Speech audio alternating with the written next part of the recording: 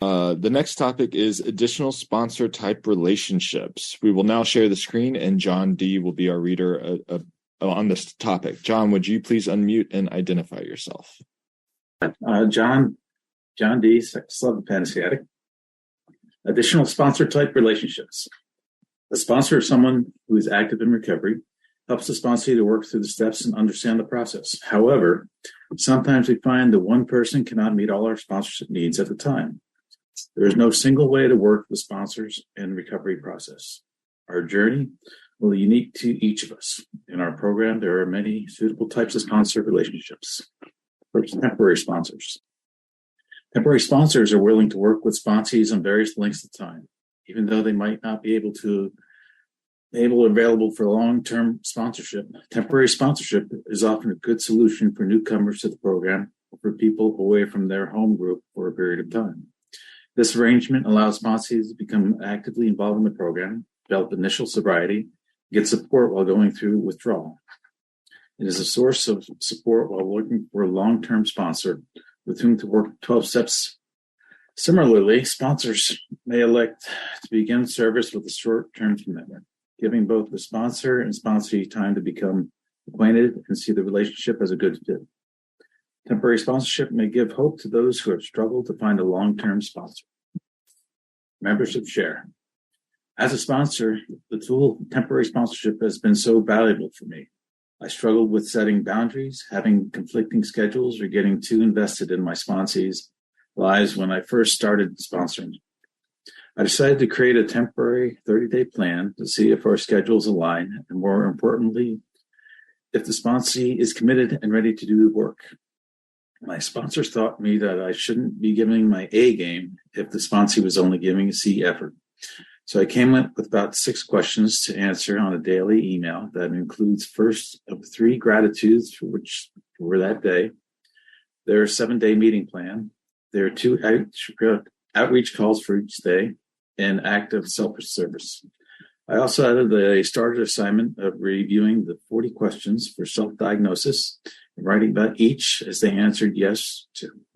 I also have a conversation with advance of the expectations and let the person know that they are during the first 30 days of either of us deciding this relationship is not working, we can respectfully part ways. 30 days of daily emails allow me the opportunity to see if they or aren't willing to do the step work. Multiple sponsors. Sometimes you find a single sponsor simply does not meet all our needs or recovery. You might need sponsor for specific areas of recovery, such as sober dating or service. Sponsors with more experience in dealing with our particular areas of concern can be beneficial. Those who share common experiences, have overcome similar challenges, can be invaluable in assisting us. In sponsor relationships, we build new healthy and emotional intimacy and vulnerability with another. Beware, however, that some members may be inclined to cultivate multiple sponsors as a way of maintaining compartmentalization and avoid rigorous honesty. Manipulative behaviors such as secrecy or half-truths may surface during multiple sponsorships. Our recovery enhanced when we can be completely honest with another person at all times. It is important to let our sponsors know we are not our sole sponsor. Service sponsorship. Service is a reflection of our spiritual growth. It involves giving to others and to the fellowship as an opportunity to expand our recovery. A service sponsor is someone who can offer guidance around service, helping us to stay balanced. If you engage in too much service, you may feel overwhelmed or become resentful, which is not beneficial to our recovery. A service sponsor can provide perspective in our commitments. This relationship can be very casual and informal. It could be one which you choose to do a study or review the SLAA, 12 concepts or traditions or other material that will enhance our recovery. Our best thinking got us into the rooms of SLAA. It's wise to seek another perspective from fellow members who have more experience in service. If we consider taking on a new service role on any level, group, intergroup, or fellowship-wide services, the service sponsor can be an effective mentor, helping us understand the expectations of the commitments for which we are signing up. Co-sponsorships.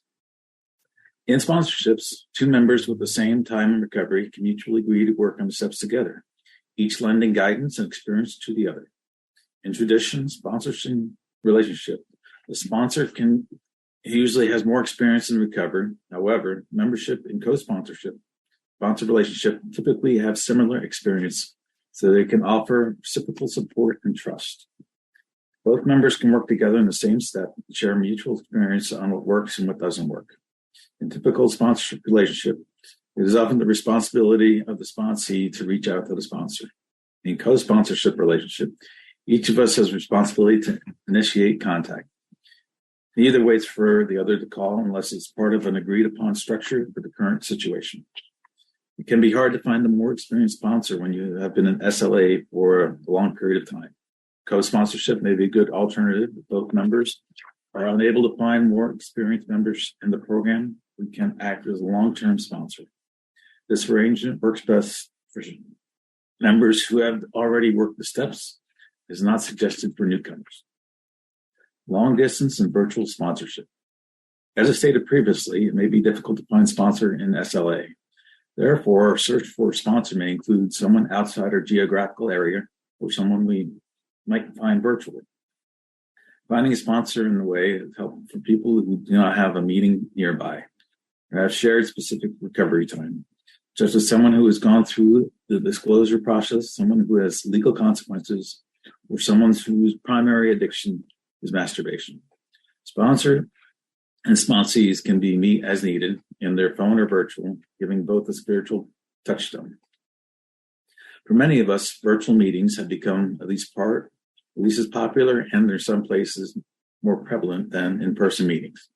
These fellowships are attractive because they can be themed around a particular aspect of our sex and love addiction, such as fantasy, sexual and emotional anorexia, or other recovery topics. They are readily accessible, allowing us to attend from the comfort of our own home almost any hour of the day. A sponsor might be obtained from any meeting, whether locally, nationally, or internationally. If we choose this form of sponsorship as other sponsor-sponsee relationship, it is equally important to set boundaries and expectations. Schedule consistent check-ins and reviews of step work reduces the possibility that a sponsee and sponsor can be disconnected. Being disconnected makes it easier to overlook recovery goals. Red flags may go unnoticed and unchallenged. Long-distance sponsor or virtual sponsor is an excellent alternative in finding someone who is what we want. Members share. I was very fortunate to find a sponsor almost immediately after I began attending SLA meetings in a very large city. I attended a women's group that had lots of members, including some who were sponsoring, and I connected with my sponsor right away. After 3 years in the program, I moved to a smaller city,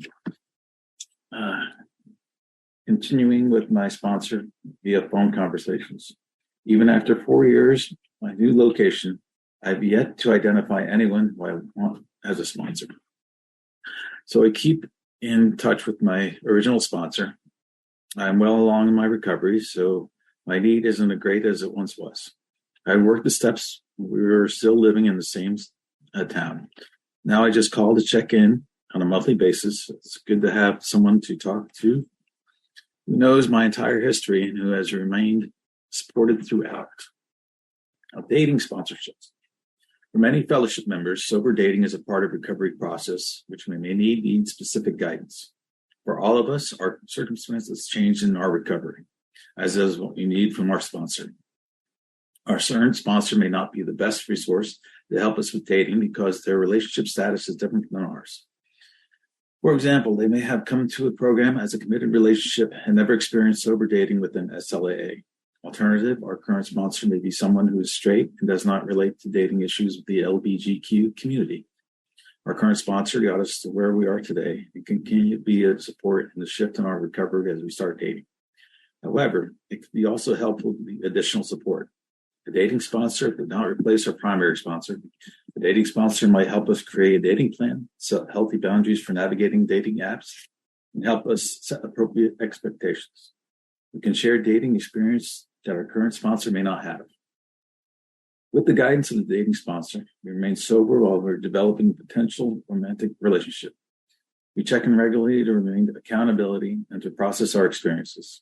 A dating sponsor should not be used to compartmentalize our recovery, but rather to help us honestly clear about how we conduct ourselves in dating.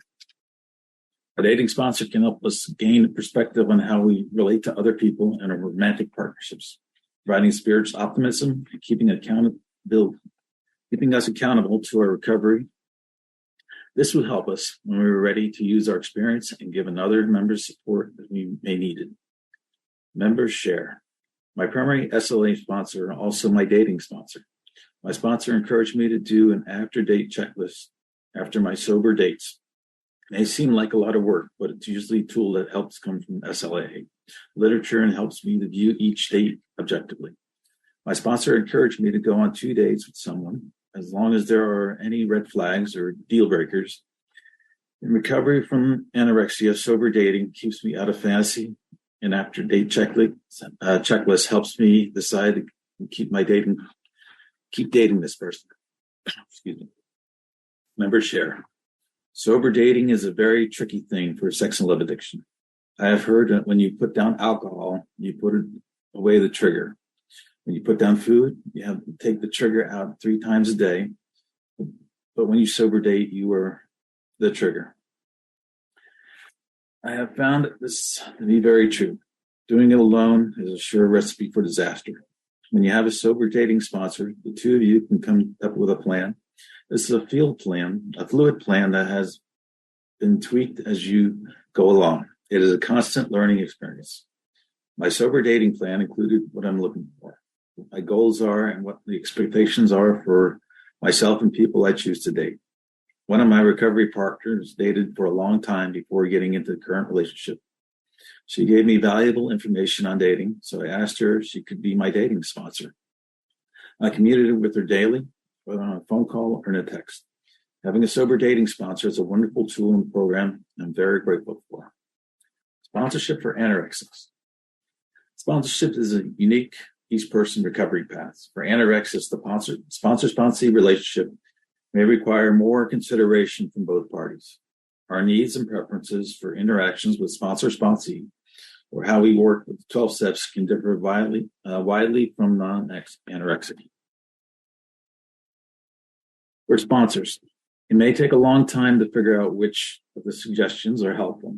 As sponsors, we learn to be patient and sensitive to the needs of the sponsee. Some anorexias move through step work much more slowly than others. As sponsors, we listen from our hearts, silent without judgment, sometimes with very little feedback. Instead of advising, we share on our experience, strength, and hope, and commitment to the SLA program. We can only give away what we have received. We share our vulnerability and the step work with others by letting them watch us recover, using the same tools available to them, such as phone calls, meetings, and literature. For sponsees, we encourage the anorexic sponsee to explore different recovery relationships. For security and confidence reasons, some anorexics like what the traditional sponsor and sponsee relationship offers. We may find a sponsor who has recovery experience with anorexia. We may choose to work with a sponsor who has no anorexia experience. Either situation can be beneficial. As anorexia sponsees, we may need a sponsor who is flexible and can help us adopt a recovery process using the steps differently in the ways that work well for others. Our recovery path might ask us to be brave. For anorexics who tend to block or delay taking action, recovery requires open up and taking action. In this instance, it is better to take courageous action and possibly make mistakes rather than stay quiet and immobile. Whatever path we choose in the process, we continue to turn over the recovery to our higher power and ask support and guidance. Our program is only as strong as we are, so our recovery must come first. Within the sponsor and sponsee relationship, we learn how to balance our needs with those who are accompanying us on the recovery path. We can each grow stronger as our relationships grow, slowly mature. Figuring out what works for us may take experimentation. Follow your heart and your emotions and communicate your needs clearly to your sponsor. Thank you, John, for that reading and your service. We will now open the floor for 10 minutes for anyone who would like to share on these topics. Timekeeper, can you please allow up to 3 minutes per share? I will call on speakers in the order in which their hands are raised. Deborah. Thank you. That last comment actually really struck me when it said rely on your emotions. Because I know for me over the years, especially in early recovery, I didn't understand what my emotions were telling me. And I know that I almost lost a really good friend because she knew me through the loss of my sister. So when I was 19, so through a very painful time. And because my emotions were so upset, I didn't deal well with our relationship. As I went through recovery, I learned how to, first of all, settle my emotions and then understand the information they were giving me. So that jumped out at me. And also something that somebody said earlier about struggling to let go of a sponsee or a sponsor. I think we in recovery can tend to want to be really careful of each other. And I think that's a really valuable thing. Obviously, respect and compassion are really important in relating to other people. But at the same time, if we're not willing to be courageous enough to be honest about what we're experiencing, we might actually be doing the person a disservice. And I know for me, I had an experience once where someone wanted to work with me professionally, but as we were talking, it became really clear to me that there was a large amount of addiction in her life. And so I had to say, I hope you won't be upset with me saying this, but this is what I'm seeing. And I think you'd be better served by a therapist that has experience of addiction. And bless her heart, she did. She went and talked to that person and she came back and said, I'm so glad you said that to me. So sometimes saying those hard truths that are painful for us are actually a real gift to the person that we're giving them to. And it takes a lot of courage, but I think it's also a huge part of our recovery to be able to share difficult information with people, because it may be the first time they've ever heard it. And it may be that it's exactly what they need to hear to get that piece of information that might help them unlock that. I know what was for me such a big question for so long, and thank you, I heard the warning. I'll finish with this. What for me was such a big question for so long, which is, what the heck is going on with me, and why can I not make my life work? And sometimes it's in those hard feedbacks that people give us that we find the answers to those questions. Thank you, Deborah. Would anyone else like to share on these topics? All right, well, we will move on. Oh, Stephanie. Hi, my name is Stephanie. I'm a sex and love addict. So I don't know if what I'm going to share about falls under the multiple. Well, I guess it does. I'm involved in another recovery program, and I got into SLA first, and I was working, with a sponsor. She was taking me through the steps, and then realized that I needed to be in another program. And so started over there, and then got a sponsor who wanted me to start with step 1. And I was like, well, I don't understand. I'm working step 3 with somebody else in a different program. And it was very hard for me to do that kind of thing.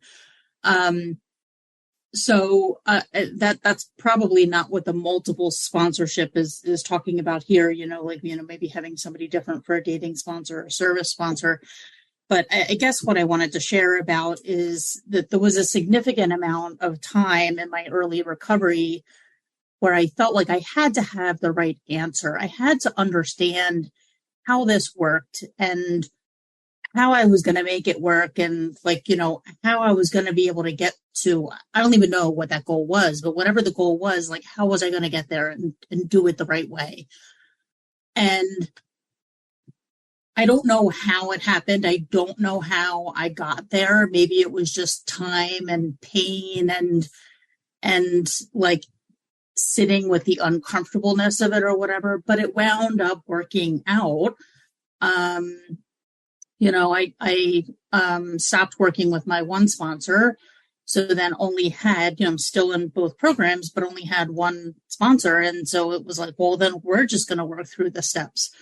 And it's just, for me, I feel like those things happen only when I get out of the way and let my higher power step in and say, like, you have no control over this. You have no control over the way that things are going to go. So stop trying to control it all. I feel like all this information is extremely valuable and helpful, but for me, I guess it's just I'll pause and let Will tell me I have 1 minute left. 1 minute. But for me, it's also somebody had mentioned like intuition before, or like just I don't know. I guess I just feel like sometimes it's a gut thing. Like I just have to know that the answers that I really want or that I'm searching for, because I want to be, doing it the right way, I'm probably not going to find in this document, and that's kind of on purpose. And that's okay. I'm going to find it, by experience and doing it. And guess what? I'm going to make mistakes. Other people here have talked about some mistakes that they've made, and they're still here. You know what? So anyway, thank you for allowing me to share. Thank you, Stephanie. Will. Will, sex love validation, intrigue addict. Thanks for everyone that shared today. I was looking at the agenda and I was noticing that there might not be too much more time for shares. But, I love everything I've heard. I can't help but just feel like all of this stuff is great if you're in a situation where you have the ability to find someone that, you see someone that has what you want. You have the opportunity to interview multiple sponsors. You can break up with sponsors and find a new sponsor. Like, all of this stuff sounds great. The only thing is I feel as though it's a bit difficult to apply in situations that I think a lot of us deal with, is a lack of sponsorship, right? So I came from Los Angeles, where I had a sponsor, and I moved to San Diego, where I feel as though recovery is a bit newer, and those that have a lot of years in recovery are pretty maxed out in sponsors. And it's been difficult for me to find a sponsor. I tried working the steps by myself, going through the workbook by myself without a sponsor. And surprise, surprise, I didn't have a lot of recovery. And it wasn't until I found a sponsor that I started getting some good recovery time. But then I had to let go of that sponsor because our times weren't really lining up. I think, some of us have shared that we've had situations where we've been kind of hurt by sponsors, and that can be a bit triggering because, we look to these people as guidance in a time of when we feel lost, and then to have a sponsor kind of like quote unquote betray us in the sense that, maybe they just leave, or, they slip and they're no longer able, or they feel like they're no longer able to provide guidance, or in my case, they just ghost you and then just disappear. It's kind of hard to kind of trust that relationship again, especially, if you have trauma, trusting those that are supposed to take care of you because of your childhood. So, I think I would like to maybe just kind of put it out there, and I'm going to wrap up. I see my time, for everyone to just kind of think about, like, what can we do in these situations, or how can we kind of think outside the box in terms of these situations that I think a lot of people are in, where they don't have a lot of sponsors. How can we get more sponsors to people, or why is it that there's such a low availability of sponsors, right? Like in addressing that and maybe going about rethinking how we sponsor in this program. Thank you. Thank you, Will, and thank you to everyone who shared on this section.